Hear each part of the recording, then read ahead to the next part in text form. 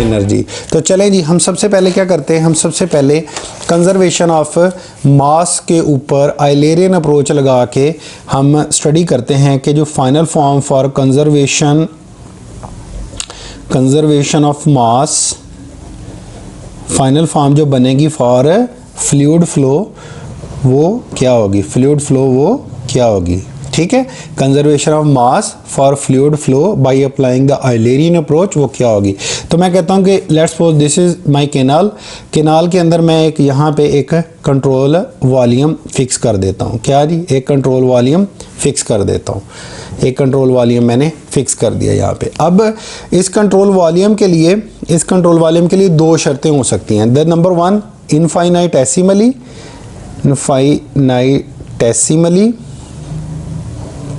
Small, और दूसरा considerably large. तो इसका मतलब है कि जब मैं कंसिडरेबली लार्ज कंसिडर करूंगा तो उस टाइम जो कंजर्वेशन ऑफ मास की इक्वेशन बनेगी वो कुछ और होगी। जब मैं इनफाइनाइटेसिमली स्मॉल कंट्रोल वॉल्यूम लूँगा तो उस टाइम जो कंजर्वेशन ऑफ मास है उसकी इक्वेशन कुछ और होगी। ठीक हो गया।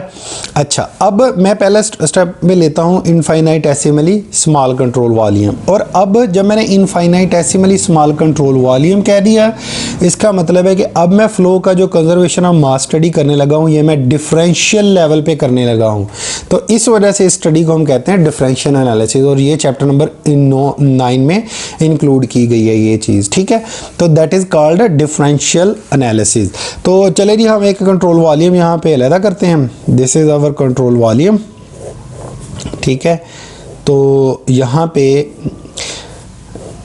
पे मैं कह देता हूँ this is our dx, this is length, this is dz and this is dy।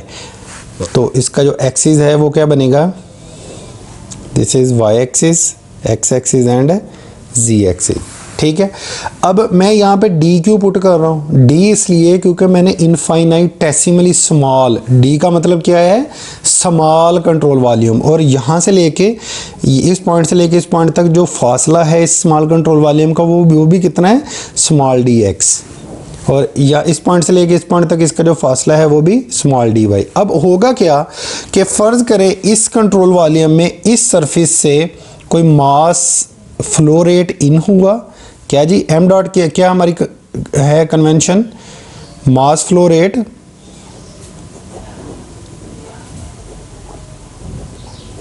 Into the control volume. ठीक है, और यहाँ पे मास आउट किसके बराबर होगा, मास फ्लो रेट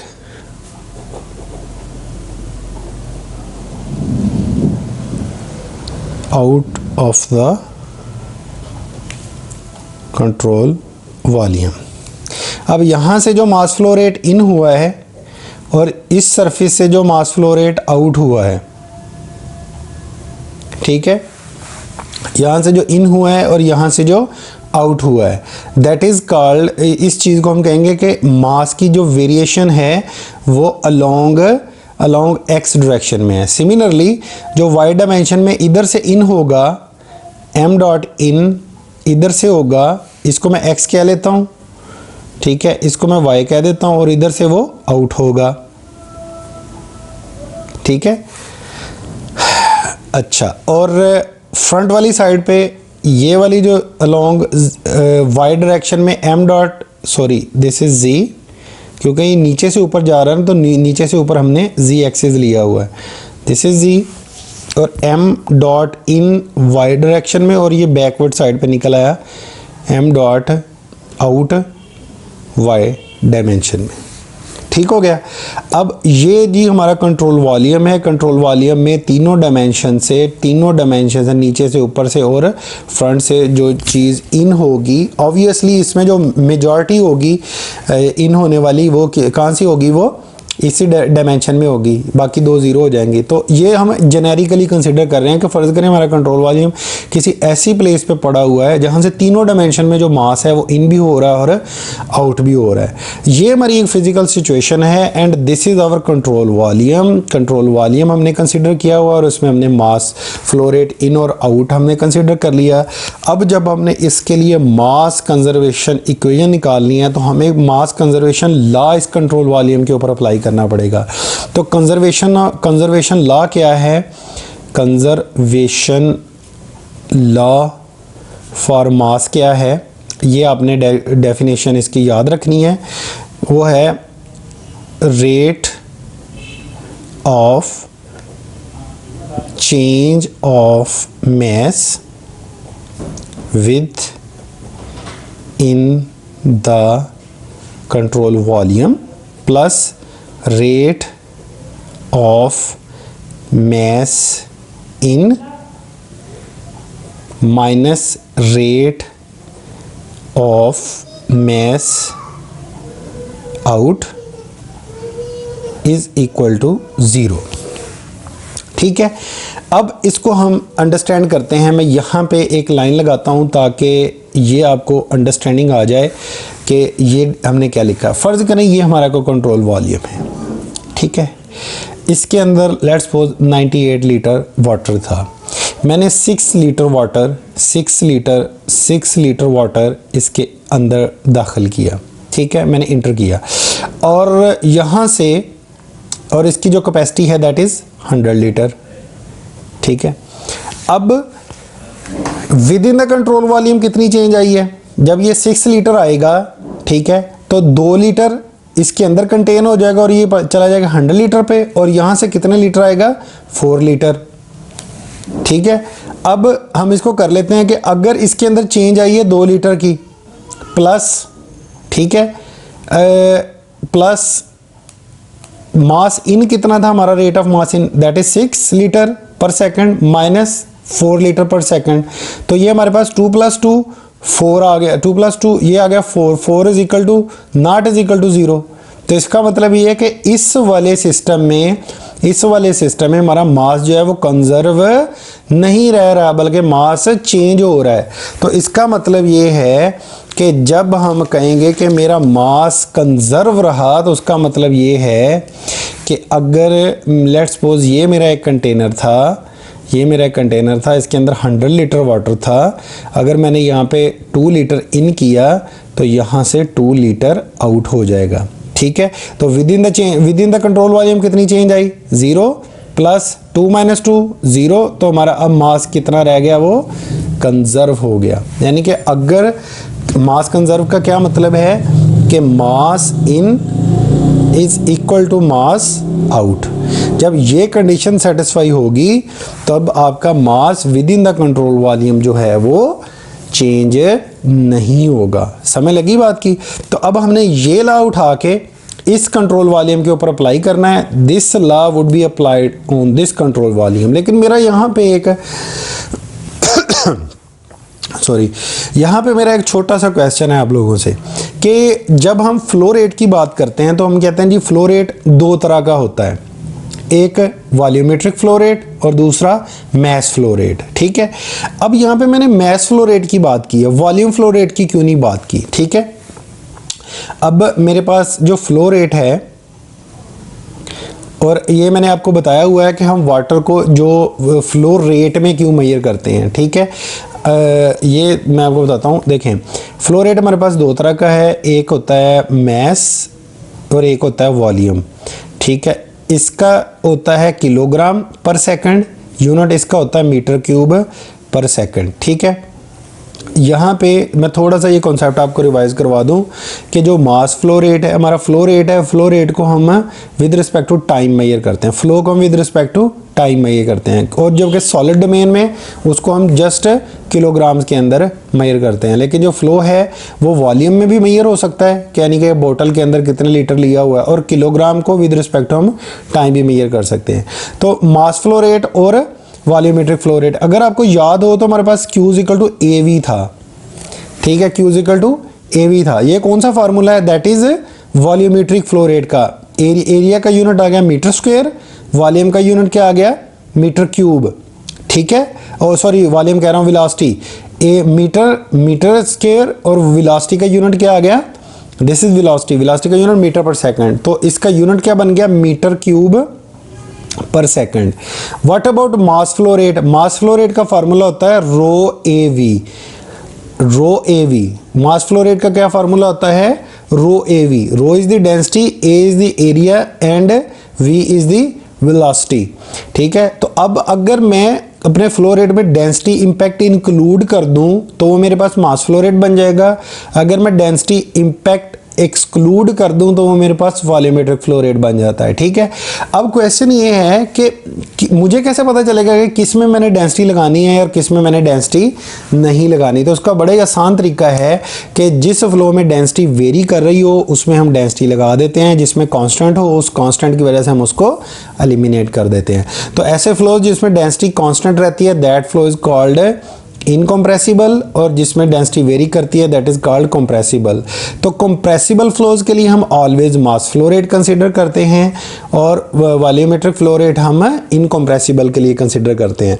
तो इसका क्या मतलब हुआ कि यहाँ पे मैं जेनेरिक केस ये स्टडी कर रहा हूँ कि मतलब कि मेरा जो मास फ्लो रेट है इन्हीं केस में जो डेंसिटी की वेरिएशन है वो भी हो रही है, ठीक है। तो अब हम सबसे पहले क्या कर लेते हैं, हम इस क्यूब की सरफेसेस देख लेते हैं कि डेरिवेशन में ये कैसे एक्ट करेगी। तो सबसे पहले ये मेरी सरफेस थी, ठीक है, एक्स एक्सिस में, तो इधर से मास इन हुआ, इन दोनों का जो दरमियानी डिस्टेंस था डेट वो dx, मास इन इधर से हुआ फ्लो रेट और मास आउट इधर से हुआ, ठीक है। तो मास इन मेरे पास किसके बराबर था रो, अब एक्स एक्सिस में जो इसका एरिया है ये वाला dy था और ये वाला dz था। अब एरिया क्या हमारे पास होता है लंबाई ज़रब चौड़ाई, तो ये आ गया हमारे पास dy dz, और मैंने बता दिया कि मैं dq पुट कर रहा हूँ इनके साथ क्योंकि मैंने स्मॉल कंट्रोल वाली इनफाइनाइटेसिमली स्मॉल कंट्रोल वॉल्यूम लिया हुआ है। अब रो भी आ गया, ए भी आ गया, अब वी लेना है। अब एक्स एक्सिस में हमने पढ़ा था कि जो वेलोसिटी है उसके तीन कंपोनेंट्स होते हैं यू वी एंड डब्ल्यू, के जो वेलोसिटी है विद इन कंट्रोल वॉल्यूम जो एक्स डायरेक्शन में वो जो उसका कंपोनेंट होगा वो u होगा, जो y में होगा वो v होगा, जो z में होगा दैट वुड बी w। अब ये तीन कंपोनेंट में क्यों चेंज हो गई, वेलोसिटी तो वेलोसिटी होती है, क्वेश्चन ये है कि वेलोसिटी तो वेलोसिटी होती है कि जब एक पानी इसके अंदर चल रहा है, इसके अंदर पानी चल रहा है तो जो फ्लूइड के पार्टिकल है उनकी वेलोसिटी तो सिंपल ये होनी चाहिए v is equal to dx/dt। तो इसको मैं तीन कंपोनेंट में क्यों लिख रहा हूँ, ज़रा सोचें इसके ऊपर। एग्जैक्टली मैंने ये पहले भी बताया हुआ है कि जब हम dx/dt बात करते हैं तो उसका मतलब होता है कि we are talking about a single particle या सिंगल कोई गाड़ी या कोई सॉलिड पार्टिकल की बात कर रहे होते हैं। When we are talking about fluid, तो फ्लूइड की वेलोसिटी को हम इस तरीके से डिफाइन नहीं कर सकते। उसकी रीज़न है, मैं इसकी मिसाल आपको देता हूँ। आप ग्लास लें, ग्लास ऑफ वाटर लें, उसको ज़मीन पर फेंकें तो क्या वाटर सिंपल स्ट्रेट लाइन में मूव करेगा? एग्जैक्टली नहीं, वो तीनों डायमेंशन में मूव करेगा। आपका फैलेगा भी, फ्रंट पे भी मूव करेगा, उसकी लेंथ भी मतलब उसकी विड्थ जो है वो भी कम होगी। तो एक्स वाई जी तीनों डायमेंशन में उसकी जो वेरिएशंस हैं मतलब वो आएगी, समझ लगी। तो इसलिए इस डायमेंशन में जो जब हम फ्लूइड की बात करते हैं तो उसकी वेलोसिटी ये वाली वेलोसिटी नहीं रहती, उसकी वेलोसिटी डिवाइड हो जाती है तीन कंपोनेंट्स के अंदर। तो ये समझ लग गई है ना आपको कि मैंने वेलोसिटी को तीन कंपोनेंट में क्यों डिवाइड किया है, ठीक है। तो अब ये जो मेरे पास था रो ए वी, मास इन किसके बराबर था रो ए वी के, ठीक है। क्यों? क्योंकि अभी मैं कंप्रेसिबल फ्लो की अजम्पशन ली हुई है मैंने, ठीक है। अब रो भी आ गया, एरिया भी आ गया। अब ये समझ लगी कि ये एरिया कौन सा होता है, this is perpendicular area, this is perpendicular area through which mass is coming in. And in what about this surface? This would be a area, perpendicular area through which mass is going outward, ठीक है। तो अब रो A and velocity वाला component आ गया हमारे पास u। अब इस point पे हमें पता है, इस सरफेस पे हमें पता है, मैंने डेल्टा dx मूव करके इस सरफेस पे चीज़ अप्रोक्सीमेट करनी है। क्या करनी है? अप्रोक्सीमेट करनी है कि भाई अगर इधर से मेरा इन हुआ है, इधर से मेरा कितना आउट होगा, ठीक है। अगर इधर से इन हुआ है तो इधर से मेरा कितना आउट होगा, तो इधर से मेरा मास कितना आउट होगा। तो इस अप्रोक्सीमेशन के लिए जो चीज़ हमारे पास आती है that is Taylor series, that is Taylor series. तो मैं टेलर सीरीज़ का आई होप कि आप लोगों ने ये लेक्चर सुन लिया होगा। तो अगर नहीं सुना तो इसको सुन लें, मैं डिस्क्रिप्शन में इसका लिंक भी दे दूँगा। तो ये आपको बताएगा कि हम इस rho A D X D Y और यू को यूज़ करके इसको यूज़ करके हम आउटवर्ड पे कैसे फाइंड कर सकते हैं। तो उसके लिए मतलब वो आपने क्लिप सुन लेना है। तो जब हम इसको एक्स डायरेक्शन में जाएंगे तो वो होगा m dot in plus partial by partial x m dot in into D x, ठीक है, प्लस हायर ऑर्डर टर्म जो है हमने इग्नोर कर दी। ये होता है F of X plus del X is equal to F of X plus partial by partial X into F of X into D X. ये हमारे पास टेलर सीरीज़ होती है। इसका मतलब ये होता है कि अगर ये मेरे पास x पॉइंट है, इससे अगला पॉइंट मैंने डेल्टा x, मतलब ये कोई इनका डिस्टेंस जो था डेल्टा x था, तो इस पॉइंट से इस पॉइंट पे वैल्यू मैंने अप्रॉक्सीमेट करनी है डेल्टा x मूव करके, ठीक है।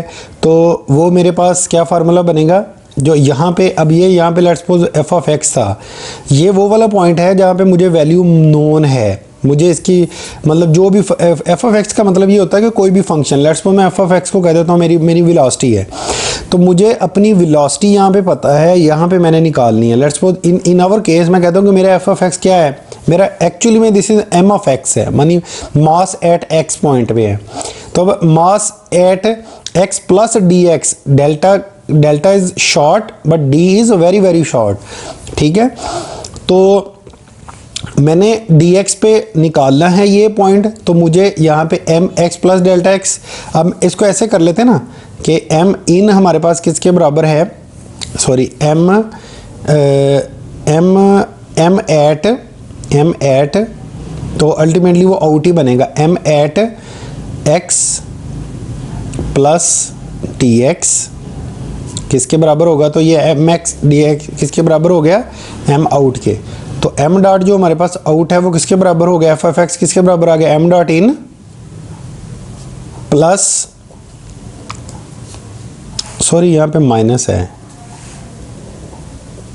यहाँ पे माइनस है, माइनस पार्शल में partial x, F of x की जगह पे m डॉट इन आ गया, इंटू डेल्टा एक्स की जगह पे हमारा क्या है, डी एक्स, ठीक है। तो इस तरीके से जब मैं टेलर सीरीज लगाऊंगा तो मेरी टेलर सीरीज एम आउट मुझे ये चीज़ देगी। तो मेरे पास नेट फ्लो रेट क्या होगा, net mass flow rate along X direction, mass in minus mass out. तो कंजर्वेशन के लिए ये जीरो के बराबर रहना चाहिए।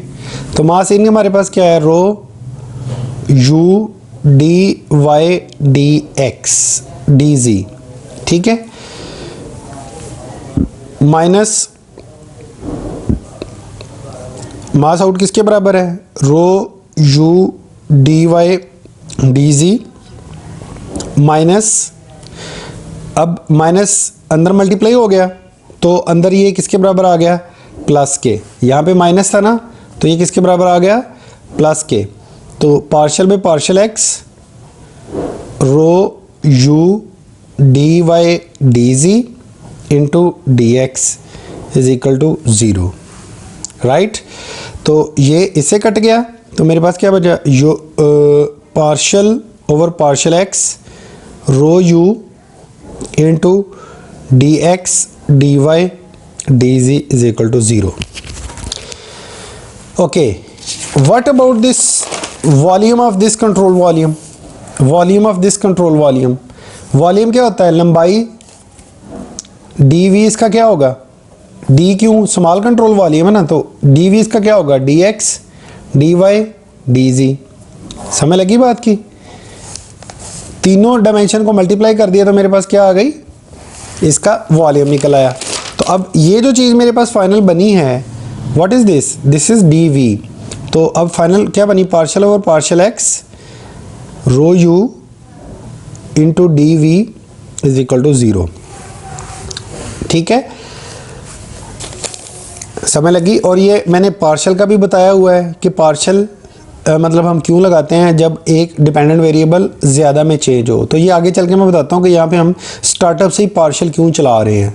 एक तो वो टेलर सीरीज़ में आता ही पार्शियल है, ये भी रीज़न है, लेकिन जब इसकी फाइनल फॉर्म बनेगी ना, अभी तो हम एक एक सरफेस कंसिडर कर रहे हैं ना, लेकिन ओरिजिनल में ये एक सरफेस तो नहीं है, ओरिजिनल में तो ये तीनों सरफेसेज हैं। तो जब हमने तीनों में वेरिएशन लेनी है तो इस वजह से इसमें पार्शियल आ रहा है। डी का मतलब होता है सिंगल में। तो अब सिमिलरली जब मैं वाई डायमेंशन में जाऊँगा तो वाई डायमेंशन में अगर यहाँ पे मैं आपको दिखा पाऊँ, वाई डायमेंशन में क्या था, एक ये वाली सरफेस थी हमारी, ठीक है, और एक नीचे वाली थी। तो इसका एरिया क्या होगा, डी एक्स और D Y, frontal area D X and D Y. तो इस तरीके से आप एरिया रख के इसको जब आप सॉल्व करेंगे तो आपके पास क्या निकल आएगा, सिमिलरली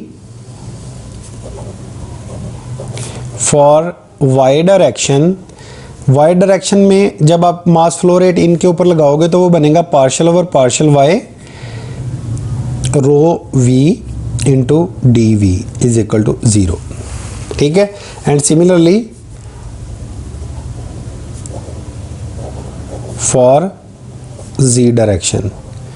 ठीक है, जिस तरीके से मैंने x में किया है एग्जैक्टली आपने y एंड z में कर लेना है, तो वो हमारे पास कुछ इस तरह का आ जाएगा, D V is equal to 0।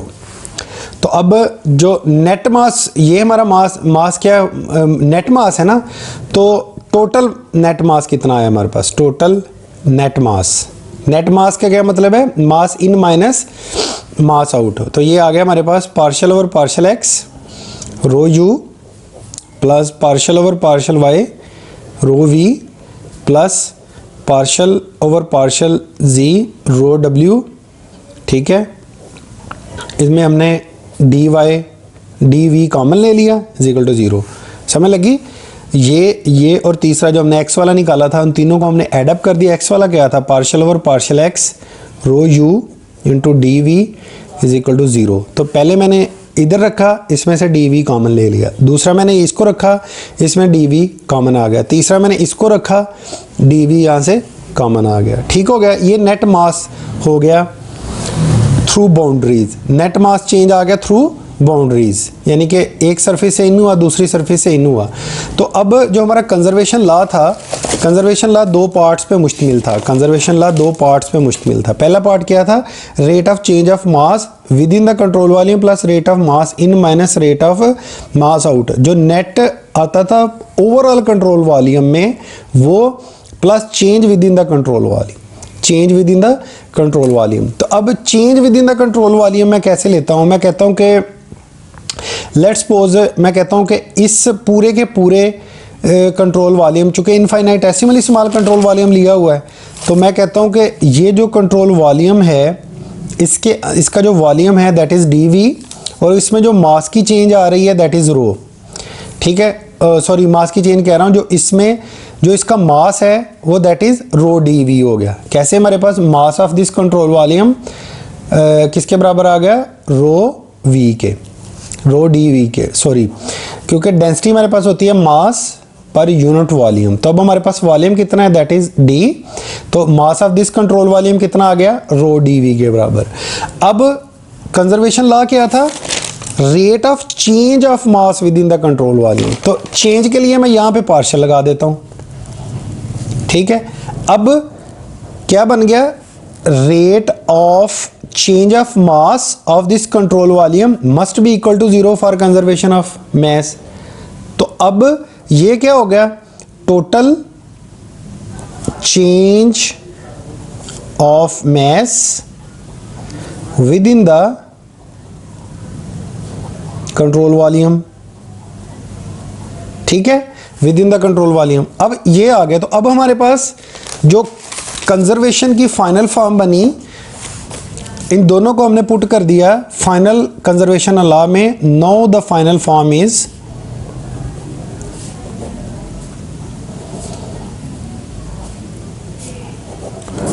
Conservation of मास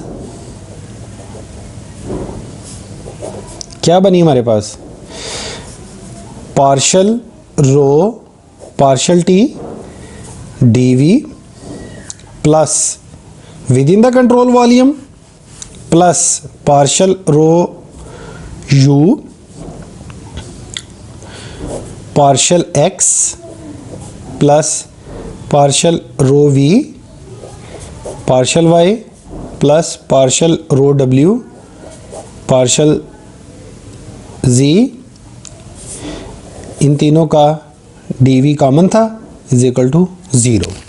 ठीक है, तो अब मैं काम करता हूँ, दोनों का dv कॉमन ले लेता हूँ। तो partial over partial rho t plus partial rho u by partial x plus partial rho v by partial y plus partial rho w plus partial z।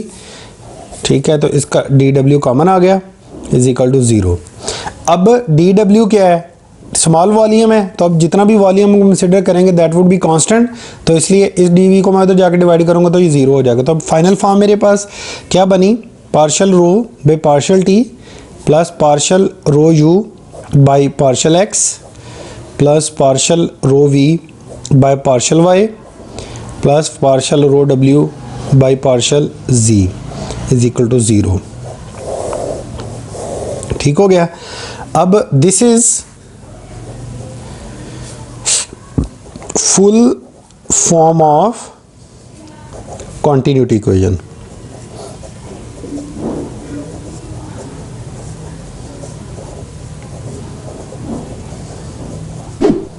ठीक है, this is full form of continuity equation. तो इससे हमें क्या पता चला कि अगर कोई, और इसमें देखें हमारी डेंसिटी है ना, डेंसिटी अब वो विद रिस्पेक्ट टू टाइम और स्पेस दोनों में चेंज हो रही है, तो ये हमारा कौन सी अप्रोच बन गई, दैट इज ऑयलेरियन अप्रोच। वैसे स्टार्टअप से ही क्लियर था कि जब हम कंट्रोल वॉल्यूम की बात कर रहे हैं तो वो ऑयलेरियन अप्रोच थी। तो ऑयलेरियन अप्रोच में जैसे हमने पढ़ा कि चेंज जो आएगी विद रिस्पेक्ट टू टाइम और स्पेस दोनों में आएगी, तो इसलिए हमने इसको ऑयलेरियन अप्रोच कहा था। अब this is the conservation of mass equation in fluid.